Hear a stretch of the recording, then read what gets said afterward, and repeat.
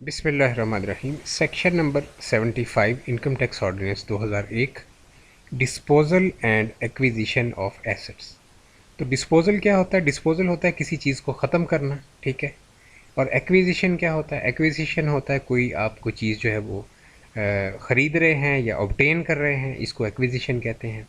तो इसकी बड़ी डिटेल्ड जो है डिस्कशन यहाँ पे मौजूद है। सब सेक्शन 1 से 4 जो है ये डिस्पोजल के मुतल्लिक है। सब सेक्शन 5 से ऑनवर्ड जो है एक्विजिशन जो है वो डिस्कस की गई है। तो आइए स्टार्ट करते हैं। A person who holds an asset shall be treated as having made a disposal of the asset at the time the person parts with the ownership of the asset including when the asset is.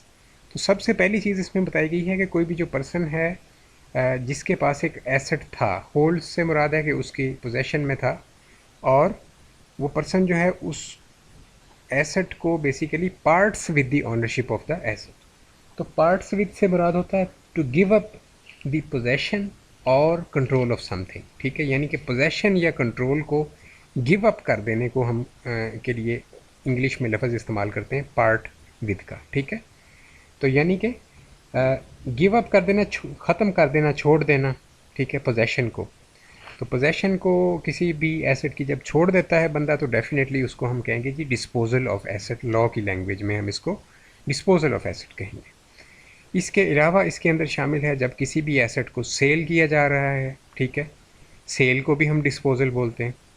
Exchange किया जा रहा है, exchange क्या है? पुरानी car दे के नई car लेके आए हैं, साथ कुछ पेमेंट दी है, ये एक्सचेंज ऑफ एसेट है, ठीक है। तो पुरानी कार क्या होगी? डिस्पोज हो गई। ट्रांसफ़र्ड, ट्रांसफ़र कर दिया। जैसे हाउसिंग सोसाइटीज़ में फ़ाइल जो है वो सेल नहीं होती बल्कि ट्रांसफ़र का वर्ड इस्तेमाल होता है, ठीक है। तो वहाँ पे हाउसिंग सोसाइटी के अंदर फ़ाइल जो है वो ट्रांसफ़र हो गई, तो इट मीन्स कि आपका जो प्लॉट था जिसकी वो फ़ाइल थी वो डिस्पोज़ हो गया। डिस्ट्रीब्यूटेड, डिस्ट्रीब्यूटेड क्या है? तकसीम कर देना, कि आपने अपने बच्चों में या तो हिबा कर दिया या तमलीक कर दी, ठीक है, किसी भी एसेट की। तो दोनों सूरतों में ये डिस्पोज हो गया एसेट। इसके बाद जनाब कैंसल्ड, कैंसल्ड क्या है? डीएचए का प्लॉट था, किस्तें आपने अदा नहीं की, उन्होंने आपको नोटिस भेजे 2-3 साल के अंदर, वो फिर उन्होंने कैंसिल कर दिए। रिडीम्ड, रिडीम्ड क्या है जी? रिडीम्ड का मतलब होता है छुड़ा लेना, भी मीनिंग है इसका। इसकी एग्जांपल ऐसे ले लें कि आपने कोई लोन वगैरह लिया हुआ था किसी एसेट के अगेंस्ट, और वो एसेट जो है वो आपका बैंक ने उस पर कब्ज़ा कर लिया, लोन आपसे चूँकि रीपे नहीं किया गया, तो ये रिडीम्ड हो गया। रिलिंक्विश्ड क्या होगा जी? रिलिंक्विश्ड का मतलब भी ख़त्म करना, गिव अप, इसका इंग्लिश में मीनिंग है, ठीक है जी। डिस्ट्रॉयड जो है नुकसान हो गया, ठीक है, तबाह हो गया, ठीक है, कोई एक्सीडेंट के अंदर या आग वगैरह लगने की वजह से कोई एसेट अगर डिस्ट्रॉय हो गया, इसको भी डिस्पोज के वर्ड के अंदर लेके जाएंगे, ठीक है। यानी डिस्पोज का जो वर्ड है डिस्पोजल ऑफ एसेट का, ये बड़ा ब्रॉड है, इसके अंदर ये सारी चीज़ें कवर कर रहा है ये वर्ड, ठीक है। और ये बेसिकली ये कानून जो हमारा है, टैक्स लॉ है, इसके लिए ये वर्ड जो है डिस्पोजल का, उसके अंदर ये चीज़ें आ रही हैं। लॉस्ट, ठीक है जी, चोरी हो गया या गुम गया। एक्सपायर्ड, कोई आपके पास कोई कॉपीराइट था, कोई और चीज़ थी, एक्सपायर हो गई। और सरेंडर्ड, सरेंडर का क्या मीनिंग होगा जी? हैंड ओवर करना, इंग्लिश के अंदर इसको कहते हैं जी हैंड ओवर करना, ठीक है, कि आप अपने राइट्स जो हैं सरेंडर कर रहे हैं, किसी दूसरे को दे रहे हैं। तो ये सारी चीज़ें डिस्पोजल ऑफ एसेट की डेफिनेशन के अंदर आएंगी। यानी डिस्पोजल ऑफ एसेट का काफ़ी ब्रॉड मीनिंग है। इसके बाद जनाब transmission of an asset by succession और अंडर अ विल। यानी कि ट्रांसमिशन क्या होता है? इंतकाल हो रहा है एसेट का, किसी बंदा फौत हो गया है तो उसके फौत होने के बाद इंतकाल हो रहा है एसेट का सक्सेशन के ज़रिए से। सक्सेशन जो वर्ड है ये होता ही तब है जब कोई बंदा फौत हो जाता है, तो सक्सेशन सर्टिफिकेट बनता है। पहले सिर्फ कोर्ट बनाती थी, अब ये अथॉरिटी नादरा को दे दी गई है। अब नादरा जिस को रिजेक्ट करता है वो फिर कोर्ट के पास केस जाता है, वो माइनर बच्चों वगैरह वाला जो केस होता है, ठीक है। तो अब नादरा के पास ये चला गया सक्सेशन सर्टिफिकेट। तो सक्सेशन क्या होता है जी? किसी के फौत होने पे फिर उसके वर्सा जो है सक्सेशन सर्टिफिकेट लेते हैं कोर्ट से कि हम इसके वर्सा हैं, हमें जायदाद जो है वो हम इसके लीगल वर्सा हैं, हमें दी जाए, ठीक है, हमारे नाम पे ट्रांसफ़र की जाए। तो इसके बाद जब अंडर अ विल अगर कोई ट्रांसमिशन हो रही है, यानी कोई वसीयत की हुई थी उसके वसीयत के तहत जो है वो ट्रांसमिशन हो रही है, यानी कि इंतकाल हो रहा है प्रॉपर्टी का। ठीक है जी। Shall be treated as disposal of the asset by the deceased at the time asset is transmitted. तो ये जो विल है ये भी कोर्ट के थ्रू हुई होगी, तो तब इस विल की कोई कानूनी हैसियत होती है। ठीक है। वसीयत जो होती है ये कोर्ट के थ्रू वसीयत जो होती है उसकी हैसियत होती है। जो ज़ुबानी वसीयत आपने बच्चों को कर दी है, कोई रिश्तेदारों को गवाह बना लिया, उसकी कोई कानूनी किसी भी किस्म की कानूनी हैसियत नहीं होती। ठीक है। अच्छा, तो अब ये दो चीज़ें इसमें हुई हैं। इंतकाल हुआ किसी भी एसेट का, चाहे वो घर है चाहे वो कार है, सक्सेशन के ज़रिए, या इंतकाल हुआ है विल के ज़रिए, प्रॉपर विल मैंने आपको बताया लीगल जो होती है। ठीक है। तो ये दोनों चीज़ें भी डिस्पोजल ऑफ एसेट के अंदर आएंगी।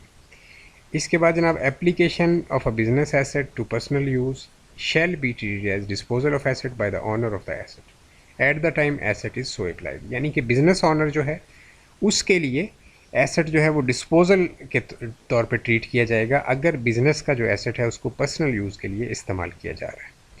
इसके बाद जनाब, where a business asset is discarded or ceases to be used in business it shall be treated to have been dispose of. तो बिज़नेस का एसेट जो है डिस्कार्ड आपने कर दिया, यानी आपने कहा कि मज़ीद हमने इसको इस्तेमाल नहीं करना, अब ये काबिल इस्तेमाल नहीं रहा है, या आप इसको सीज टू बी यूज से मुराद है सीजीज टू बी यूज के आपने इसको इस्तेमाल करना बंद कर दिया। ठीक है। बिज़नेस की मशीनरी आपके पास पड़ी हुई है, बट वो कोई कपड़ा वगैरह ख़राब कर रही थी या कोई और मसला था, तो आपने उसको जब इस्तेमाल करना बंद कर दिया तो ये डिस्पोजल के अंदर चला जाएगा। फिर ना आप इसकी डेप्रिसिएशन इनकम टैक्स लॉ के मुताबिक आप इसकी चार्ज कर सकते हैं, ना आप इसको एज एन जो है रनिंग एसेट ट्रीट नहीं कर सकते हम कानून के अंदर। ठीक है। इसके बाद जनाब, disposal shall include disposal of a part of an asset. अगर पार्ट ऑफ एसेट डिस्पोज किया है तो भी डिस्पोजल के अंदर इंक्लूडेड है। ठीक है। इसके बाद जनाब, a person shall be treated as having acquired an asset at the time the person begins to own the asset including the time the person is granted any right. तो person जो होगा वो उसको ट्रीट किया जाएगा ऐसे जैसे उसने एसेट को एक्वायर कर लिया है। इस टाइम पे जब पर्सन जो है उसने person begins to own the asset, के पर्सन ने स्टार्ट कर दिया है एसेट को ओन करना। ठीक है जी। तो उस वक्त से इसको हम लॉ की लैंग्वेज में हम कहेंगे कि पर्सन ने एसेट एक्वायर कर लिया है। ठीक है जी। Including at the time the person is granted any right, और उसमें वो टाइम भी शामिल होगा जिसमें पर्सन को कोई स्पेसिफिक राइट जो है इस हवाले से ग्रांट किया गया है। इसके बाद जनाब, application of personal asset to business use shall be treated as acquisition of asset by the owner at the time asset is so applied. यानी कि कोई भी पर्सनल एसेट था आपका, उसको हमने बिज़नेस यूज़ में लगा लिया, तो उसमें फिर बिज़नेस के अंदर वो एक्विजिशन ऑफ एसेट जो है ट्रीट किया जाएगा। बिज़नेस के जो एसेट्स हैं उनके अंदर एक्विजिशन ऑफ एसेट इसको ट्रीट किया जाएगा। ठीक है जी। अच्छा, इसके बाद जनाब, in this section business asset means an asset held wholly or partly for use in a business including stock in trade and a depreciable asset. तो बिज़नेस एसेट जो है उसका मीनिंग जो है सेक्शन के लिए वो ये है कि कोई भी ऐसा एसेट जिसको हम मुकम्मल तौर पे या उसका कोई पार्ट जो है, पार्टली से क्या मुराद है, कुछ हम बिज़नेस के लिए यूज़ कर रहे हैं और कुछ पर्सनल के लिए यूज़ कर रहे हैं, तो वो पार्टली का वर्ड इस्तेमाल होता है कि कुछ हम थोड़ा सा उसको इस्तेमाल कर रहे हैं for use in business, including stock in trade. ठीक है। और इसके अंदर स्टॉक इन ट्रेड शामिल है और डेप्रिशिएबल एसेट्स जो हैं वो भी शामिल है। ठीक है जी। बिजनेस एसेट के अंदर, और पर्सनल एसेट के अंदर means N asset held Holi for personal use, यानी ऐसे एसेट्स जिनको हम मुकम्मल तौर पे पर्सनल इस्तेमाल के लिए यूज़ कर रहे हैं उनको हम पर्सनल एसेट के तौर पे ट्रीट करेंगे। ठीक है जी।